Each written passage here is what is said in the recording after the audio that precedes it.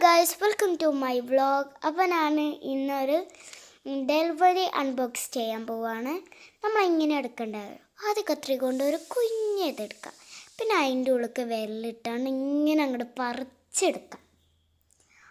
ആ പറിച്ചെടുത്തതിന് ശേഷം ഞാൻ അടുത്തത് കൊടുക്കേണ്ട വിചാരിച്ചിരിക്കുമ്പോൾ ആ തുറന്നെടുക്കണം.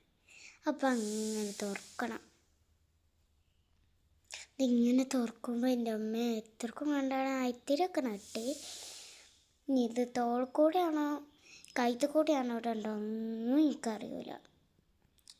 എന്നാലും റൂമിൽ ഡിസൈൻ ചെയ്യാൻ കഴിയുന്ന സാധനമാണെന്ന് അറിയാം. ഇനിയിപ്പോൾ നമുക്ക് കുറച്ച് നേരം ഡാൻസൊക്കെ കളിക്കാം ഗൈസ്.